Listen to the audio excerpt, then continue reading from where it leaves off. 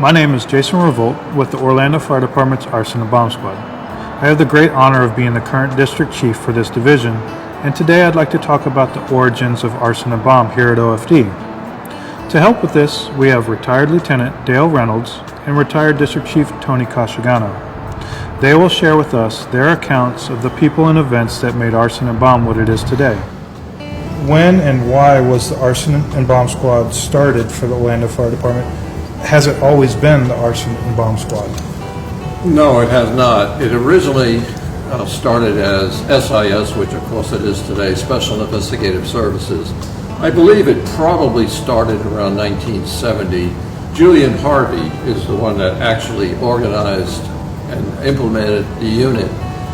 And the reason that he told me was that the state fire marshal, of course, investigated fires in Orlando, but he felt that it probably could do a better job by having the fire department have their own investigative unit working with the police. So, like I say, probably around 1970, Julian, along with Dick Dupuis, who was a sergeant in OPD homicide, got together and decided that they could form an investigative unit. And Dick would actually assist Julian on the police side. Eventually, Julian, through Sheriff Mel Coleman, was able to be sworn as a special deputy. And who was the fire chief at the time? Mel Rivenbark. And at that time, Julian started doing the investigations, and of course he had the police power. He could make the arrests, or Dick could actually assist him. And it wasn't until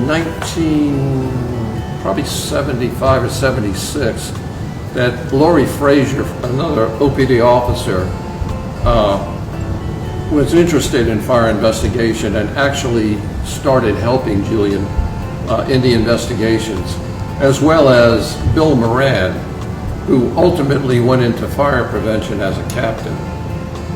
Bill worked with Julian probably from about 71 until 76 when I replaced him. I was moved into SIS after being selected. And of course I went to the police academy then to become a special deputy. And it took about a year going to almost every fire to become comfortable with doing the fire investigations. And what year did you go to the police academy? 1976. And at the conclusion of that, of course, I was sworn deputy, special deputy, and continued working with Julian up until 1978, when we brought in Yuli Brinson from the fire department. He had just made lieutenant, and Julian wanted to actually concentrate more on the IRIS system, which he had implemented doing internal investigations.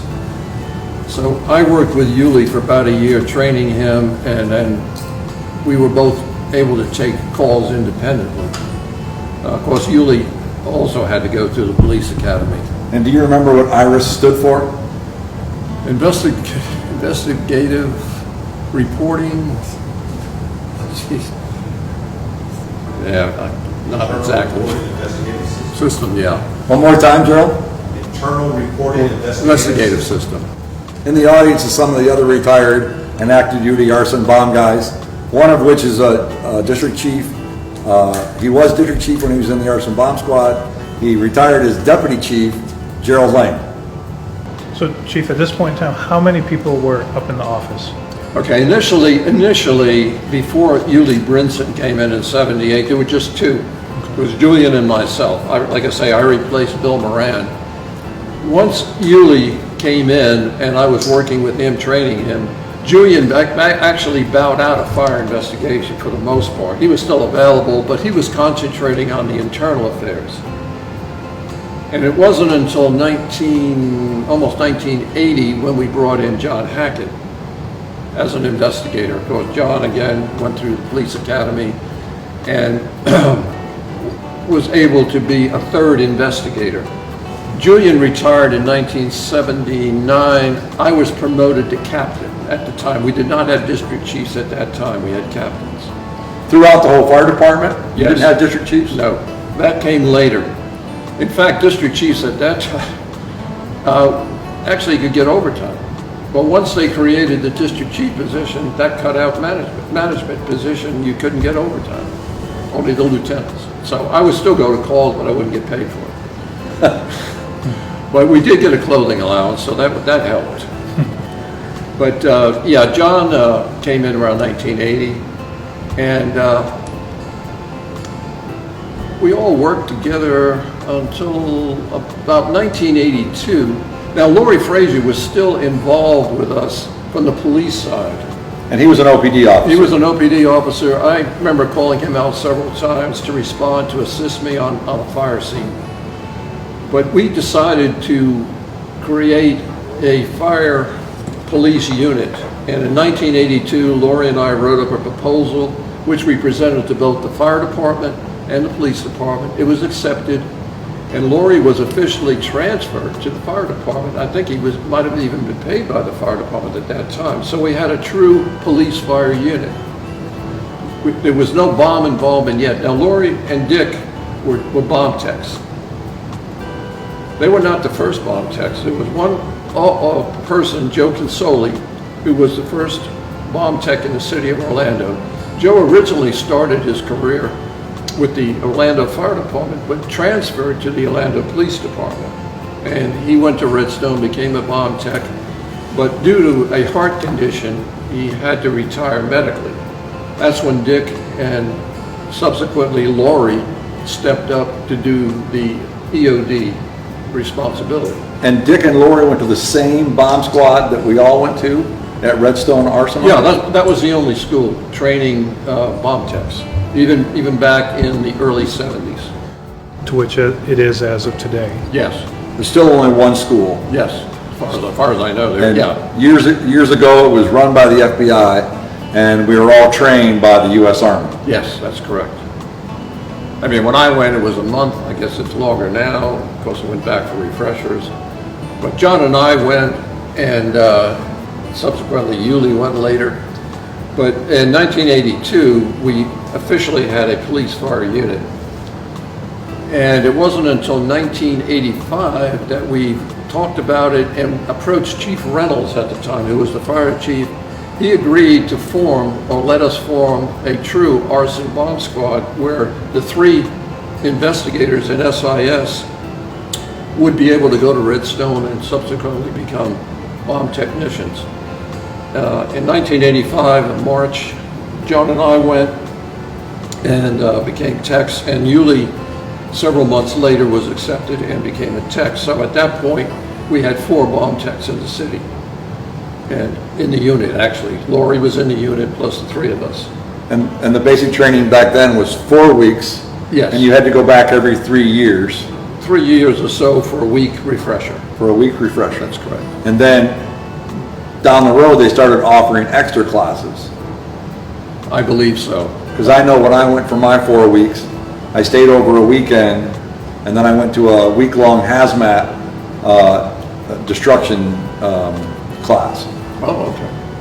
Yeah, I wasn't aware of that. That probably started after I left. Well, it must have started after you left, because I didn't get my slot until you left. So you retiring allowed me to start my next career. Yes, you and Chip. Chip Williams. But Chip was there before me. Chip came right after Gerald. Well, now Gerald Lane came in November of '92. We actually had 5 in that short period between November of '92 and March of '93 when Laurie Frazier retired after 25 years. And it was at that time, due to some other issues, OPD decided not to continue their participation in the unit. So it reverted totally back at that point to a fire department unit, although we were a certified bomb squad with law enforcement capability. And after Laurie Frazier retired in March, then it was just the 4 of us, myself, Yulee, John, and Gerald Lane. And at that time, you were getting your law enforcement credentials from the sheriff's department, or had you transferred over to OPD yet? Initially, we were sworn under the sheriff's office, but under Chief Walsh, and I can't remember the exact year, he was the chief of OPD. He agreed to take us under OPD as a primary agency. So we were primarily sworn under OPD, but we still retained our credentials under the SO. And at that time, all 4 of the investigators were bomb techs, certified law enforcement officers, and certified firefighters. That's correct. That continued up through my retirement in '97. Like I say, Chip Williams came in probably a month or 2 before I left. I remember, going out on fires with Chip, and then after I left, apparently that was the... I thought Chip was in longer than that. I thought he was... He could have been, I can't remember exactly, but it was several months at least that he was going to fires with us and to learn. And Chip had an extensive background as an OPD evidence technician before he became an Orlando firefighter. So he was a good fit for the unit. Oh, yeah. Just because of his extensive evidence background. Oh, Chip worked fire seas with us prior to him switching over to OFD, yes. So, can we go back and can we talk about the events that took place when the U.S. Air Force came on board and said, you guys are busy enough now, you need your own bomb squad? And if I remember correctly, that was kind of during the time when I-4 was being built and there was some union infighting at the time. Yeah, from what I was told, there was a lot of problems, especially when Major Realty, where Station 10's area is now, was being built. There was a lot of union turmoil, bombings. The only people that could actually handle that was the U.S. Air Force. And they would, in fact, I believe an Air Force tech got hurt and one of the devices went off. While he was disarming it, Yes. he was injured. Yes. And when you and I and Julian Harvey were in Blue Ridge, Georgia, discussing this, he said that was the event that caused the Air Force to tell Orlando to go get their own bomb squad, and they weren't willing to come over and support us anymore. Right, and so I would believe at that time is when Joe Consoli would have gone to Redstone to become the first tech, and like I say, subsequently Dick Dupuy went, and it was shortly after I came into SIS in '76 that Laurie Frazier went to Redstone and became a bomb tech. That's basically a quick history of SIS of when things transpired.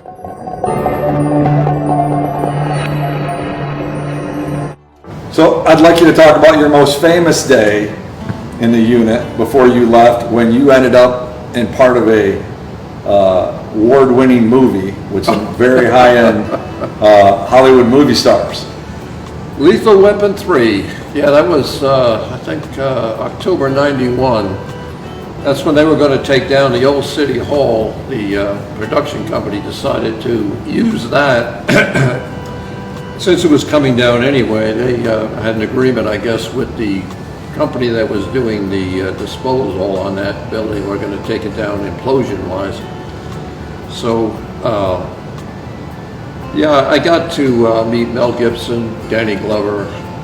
It was very interesting. In fact, it was, all of us were tapped to play the LA Bomb Squad, including Mayor Bill Frederick. And we were out in front of the building, and Glover and Gibson come running out after whatever they did in there to set this device in motion. And of course, the explosion occurred, and then we took our positions again as the squad that responded after the thing exploded. And they wanted Frederick to look at them and say, you guys really, but he wouldn't do it. He would not do it. So we just looked at these guys and shook our head, as they passed us. So all of the Orlando Arson Bomb Squad at the time is in that movie with the mayor.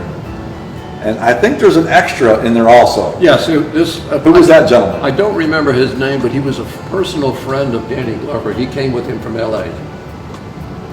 Yeah, he was also part of the bomb squad. He was dressed in the same uniforms we were.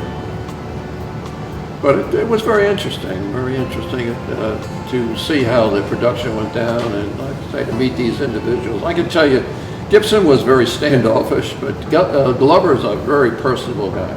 He really was very friendly. And the actual implosion took place at 3 a.m. All of downtown Orlando was shut down. Yes. It was supposed to happen around 10 or 11, but a bunch of delays. Ended up being imploded around 3 a.m. And the actual old City Hall was touching the new City Hall. And the only damage to the new City Hall, if I remember correctly, was one broken window. Yeah, it was amazing. It really was. They did an excellent job of bringing that building down. And the effects of it, from all the camera angles, if you actually saw the movie, it looks very spectacular. And of course, what they did is they put detonators on the glass and everything, and used special effects. Once they broke the windows, debris came out to go along with the implosion of the building, to make it really spectacular, like it really did undergo an explosion. Even though it was a controlled explosion, they highlighted it and took advantage of it, and it really, the camera angles really made it an unbelievable scene when you see it. I have a great picture of the building with the effects, but to see it in the movie, you can really appreciate it. And did the Arson Bomb Squad get to go and help support? So a lot of the gas and a lot of the fireballs were actually done a couple days before the building was actually imploded, just for special effects, so they could get those, because they couldn't do those on the same day they were blowing up the building. Oh, did you guys get to go in and help? They did film before with the special effects, but on the day of the explosion, they did the special effects. It was all done. Everything worked perfectly. Laurie Frazier actually did work with them a little bit, but none of the rest of us did. So I have no idea how it was set up. I know they were there for a number of days, setting the charges, weakening the support, whatever they had to do to bring this building down safely. So it wasn't the only implosion that the Orlando Bomb Squad was involved with. Years later, a gentleman was going to implode a building in the city of Orlando, but he needed someplace to store his explosives safely. So he reached out to us, and we provided him with an area in our bunker to store some explosives. So I built a rapport with him, and later we got invited to help load explosives in a building that he was going to explode.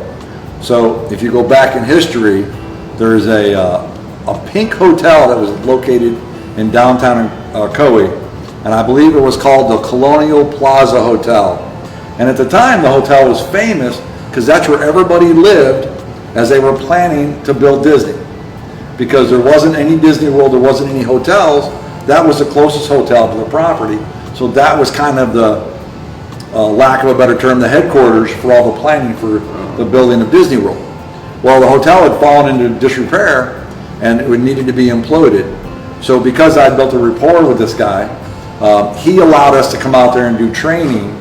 And I think every member of the Arson Bomb Squad at the time got to spend a couple days loading explosives into that building, and we got to be in the front seat of the audience when it happened, and I actually got to help do the safety check before it imploded.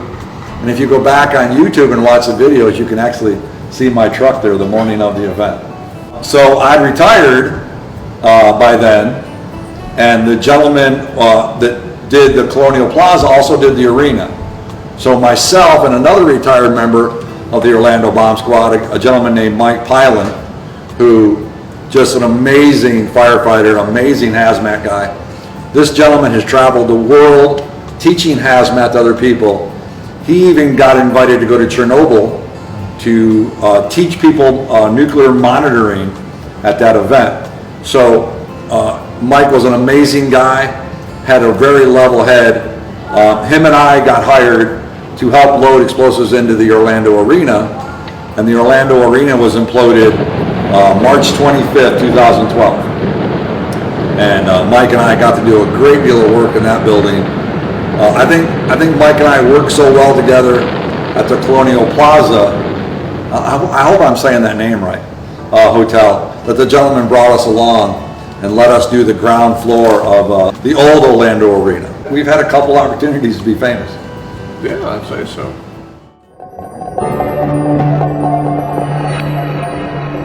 Something you and I think John Hackett are famous for is the downtown arsonist. Oh. And the task force that you guys put together, and the night you guys were, you know, out stalking this gentleman hoping to find this guy.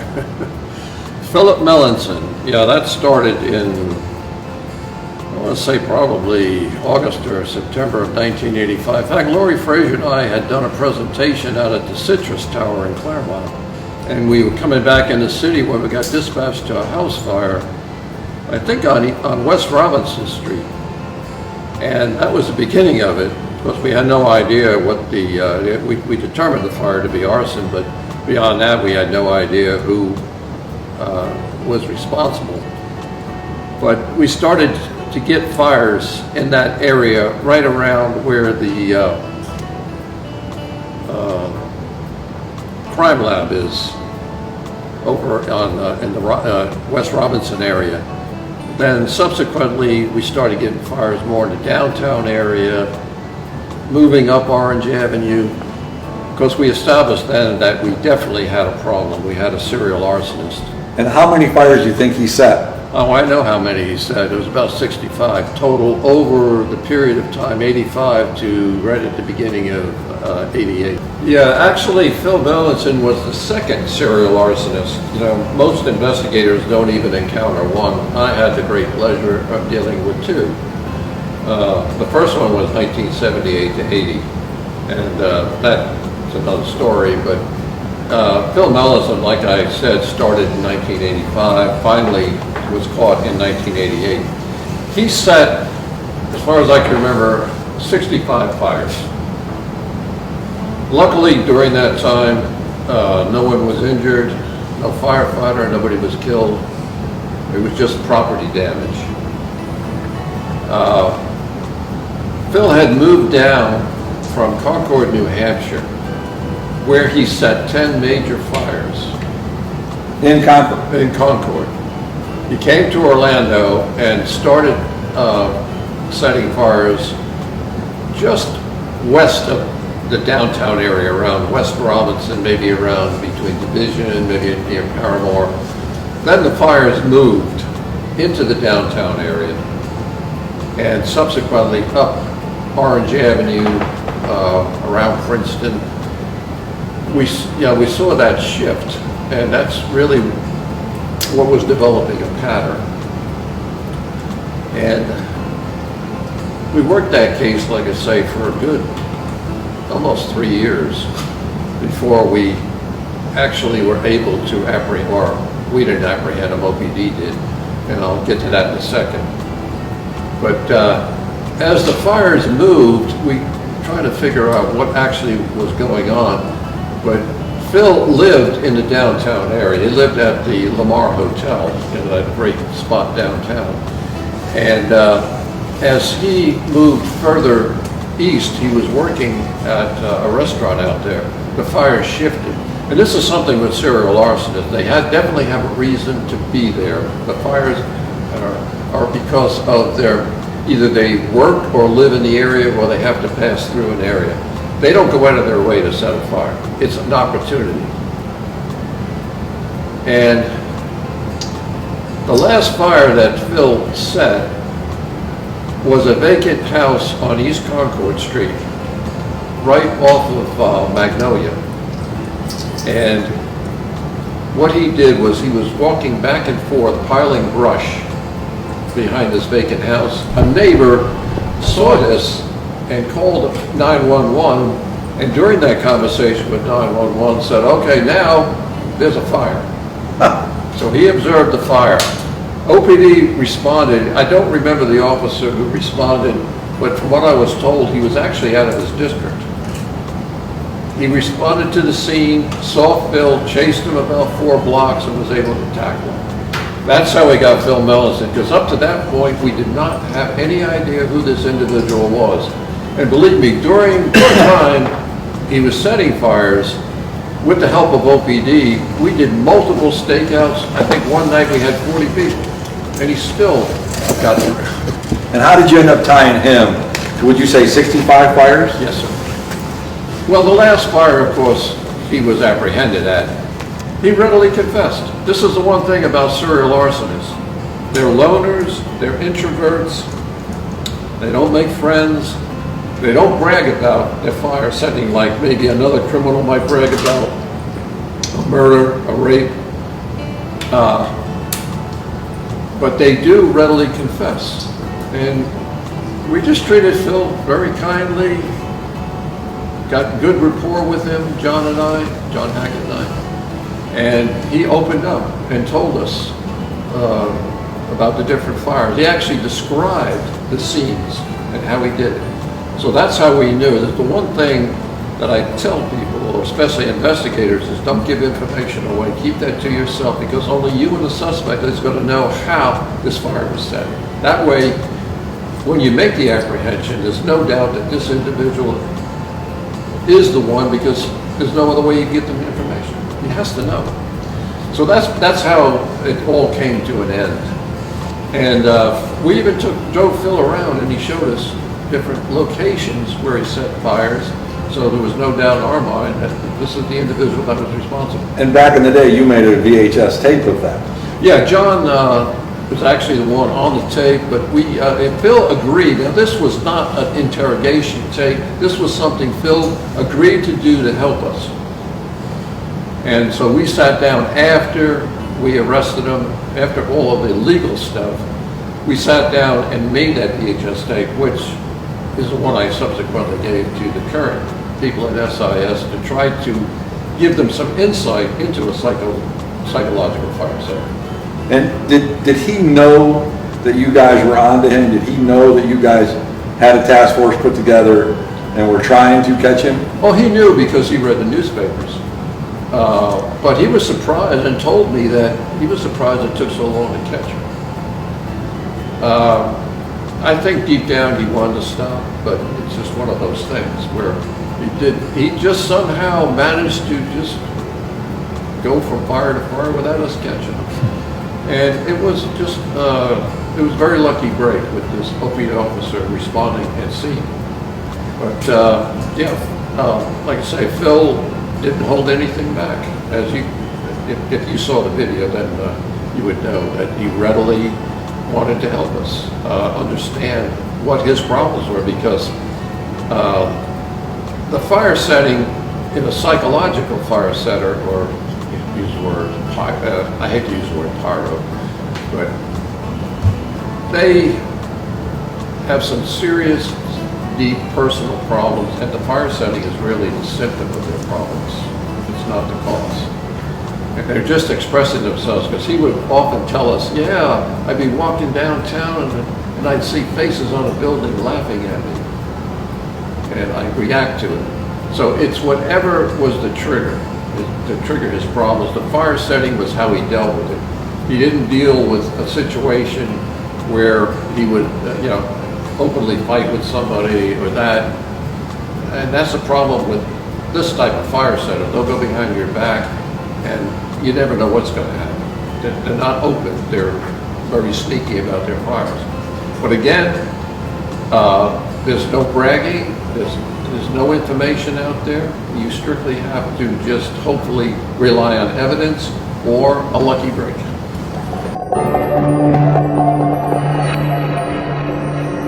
Since you've retired, you've come back to work for the Orlando Fire Department, and you've had the unique opportunity to see what you started with, see how the unit started, and see how it's progressed, and see how it's grown. From you guys driving Pontiac 6000s, and all your tools were coming from confiscated leftover evidence from other things, not having a budget to buy the needed equipment. Your first bomb van was a customized 78 Ford four-wheel drive van that came from California. Yes, that's correct. And then later, as Gerald Lane became the chief, we ended up buying a real-life command vehicle and a suited vehicle for the Arson Bomb Squad. And then while I was the bomb squad commander, I got to buy one of the very few total containment vessels located in Central Florida. So just kind of, go back a little bit for me, if you will. How have you seen the unit progress over the years and just become more modern?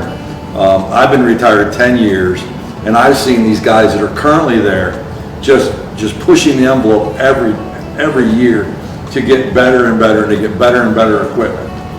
Oh, I agree. It's a tremendous advancement, the training, the equipment. I mean, we did the best we could with what we had, and I think we did a very good job. But yes, we originally started with regular vehicles, and we had the van, which I guess we were fortunate to do that.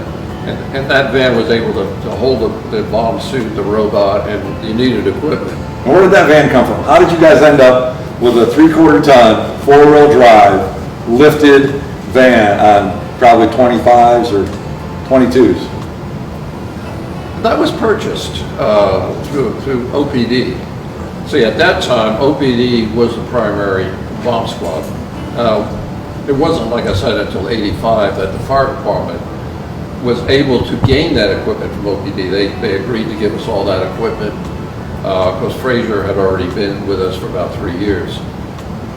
But and we took that equipment and that's what we used. But to see what you have today, particularly the bomb van, the total containment. Let me just say something about the other vessel we had. That was built custom for us. So the other vessel is a 10,000 pound single vent trailer with a huge hole in the top, two barrels of steel set on a 1-inch steel plate with surge brakes and not even real brakes to stop it as you're going through intersections. Yeah, that's what we had, and it did serve the purpose. And we've trained with it, tested it. It functioned very well, but you can't really beat the total containment vessel, I agree. Now, it's very impressive with the squad today, and I'm glad that they have achieved the position they're in now. And the reason I like to bring up the fact that the van weighed 10,000 pounds and had surge brakes, if while you were moving the trailer, if you didn't plan ahead for your next stop, your next traffic light, your next stop sign, the trailer would push you and your truck through the intersection. Yeah, it wasn't the best situation, but luckily we got through without any major problems. Well, Gerald Lane was instrumental in making a lot of our equipment much safer. Under his supervision, that trailer went and was completely remade, either by a place down in St. Cloud or Kissimmee, and then when it came back, it actually had electric brakes on it, and it became much safer. I can appreciate that. And the barrels on that trailer were so big, I think you could put a 55-gallon drum in it and transport it if it was like a hazmat scene or a hazmat barrel. It was designed that way that we could really utilize it for just about any situation that we might encounter. And we use that a lot. I think the day the van died was we were moving explosives from a scene to the Orange County gun range to dispose of them. And I think that worked the van to its last leg. And that was the end of what it was called the high roller at the time. Yes. That was the end of the high roller.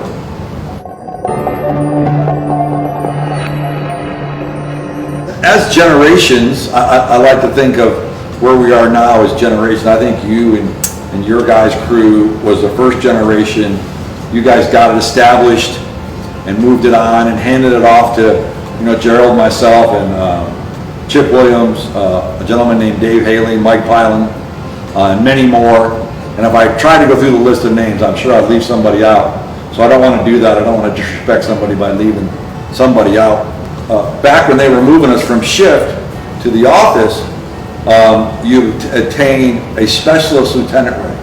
That's correct. Where you didn't take the test, but you became a special lieutenant and you received lieutenant's pay. I was always impressed and encouraged by Gerald Lane becoming the first civil service lieutenant in the office, and then becoming the first district chief in the office. And I don't mind following in someone's footsteps. I became the second civil service lieutenant in the office, with the office kind of split a little bit, where Dave Haley kind of ran the fire side, and they allowed me to be the bomb squad commander, which is just a title given to you by the FBI to just coordinate operations and schedule who goes back to school and that sort of stuff. But through that, I got invited to join the FBI's Joint Terrorism Task Force, and I was the first person to get to do that. And that was followed up by Trent Campbell, who was in the office for a long time, left the office, went back out to shift, became a district chief out on shift, civil service district chief, came back to the office, and at the time, John Jockin was the bomb squad commander, and he stayed the bomb squad commander while Trent Campbell ran the office as the district chief, and Trent Campbell got invited to join the FBI's Joint Terrorism Task Force. So, and that's a task force of 2 or 3 people from all the agencies in town, really working hard on the terrorism threats to America. And it was such a good sharing of information, and there's so many specialty people in that unit that Central Florida got a great deal of information sharing. And through that process and some other growing, our unit joined with OPD Intelligence Unit. I can't remember who was the boss at the time, but Dave Arnott was a big piece of that puzzle, developing what they called a threat assessment team. And it was always a fire guy, always an intelligence guy, always a bomb guy, and we would assess upcoming venues, college bowl games, large-scale concerts, political events, because as you know, we got to support the Secret Service in every political event that took place in Central Florida. We got to work hand in hand with them. They were always very gracious. I received 2 plaques from them just thanking our unit for all the hard work they did. So when large-scale political events were coming, or like I said, bowl game, college bowl games, or large-scale concert, this threat assessment team would get together, go look at the venue, and decide what resources were needed to keep those venues safe. And I think that was a huge deal in keeping the Central Florida and Orlando and all the venues that we host here in Central Florida safe. Oh, absolutely, I agree. It was a great opportunity working in SIS, just to get exposed to these other agencies. We worked a lot with the ATF. We worked with Secret Service on presidential or a lot of vice presidential details. But yeah, I thought it was a great way to gain information, and we were always very greatly appreciated by these agencies, especially ATF. We worked very, very close with them. I was blessed because I got to go to a lot of schools. I think my 2 biggest mentors in the office, well, to exclude you, because if you hadn't retired, I wouldn't have got my slot. But John Hackett was great at providing a great deal of training. He was a huge advocate of us always getting as many schools as we could, and he allowed us to attend 2 schools a year. So speaking of kids, you must be real proud of your son, who was a hazmat lieutenant on the Orlando Fire Department. Yeah, he's done real well. He's been gone, retired 3 years, and still has his own hazmat company and does seminars. He picks and chooses, but he's done very well. I am very proud of him. And one thing I did tell him early on, I said, look, when you retire, find something that you really want to do, or before you retire, get a specialty. So he chose the hazmat area, and it really worked out for him. Yeah, him and the gentleman I talked about before, Mike Pilon, I think Mike was very instrumental in bringing him along on the hazmat team and teaching him a great deal of stuff. Mike was an amazing teacher and an amazing mentor to a lot of people. And I think Mike is known throughout the firefighting community as probably the premier hazmat guy. And he still to this day, he works for a separate hazmat company over at the coast. Thank you, Chief Coschignano and Lieutenant Reynolds, for taking the time to talk with us today, and in so, shared the names of those who have gone before us and have paved the way for the Orlando Fire Department to have one of the finest bomb squads in the country. I know future members will continue to carry the tradition of pride and service for years to come. And now the purple dust of twilight time steals across the meadows of my heart. High up in the sky, the little stars climb, always reminding me that we're apart. You wander down the lane and far away, on Sunday, March 27th, 1988. leaving me a song that will not die.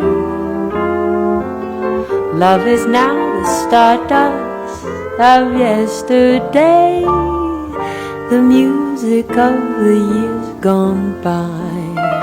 Sometimes I wonder why I spend the lonely night dreaming of a song.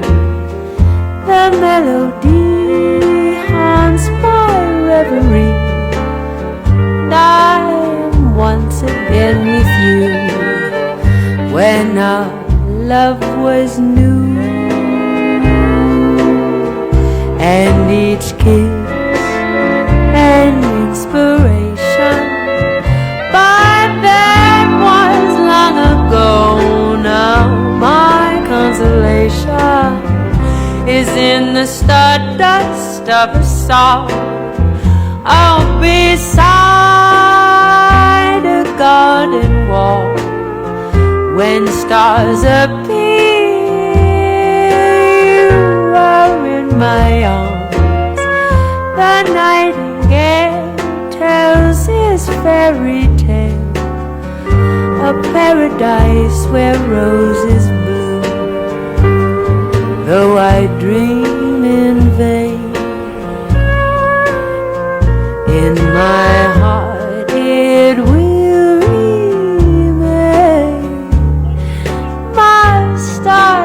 melody, the memory of love's refrain.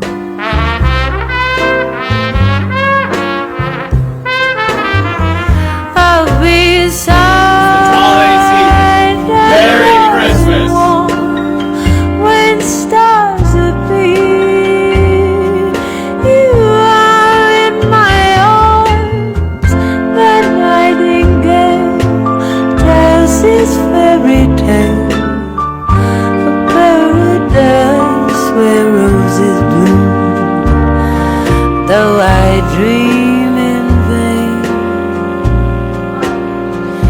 in my heart it will remain. My stardust melody,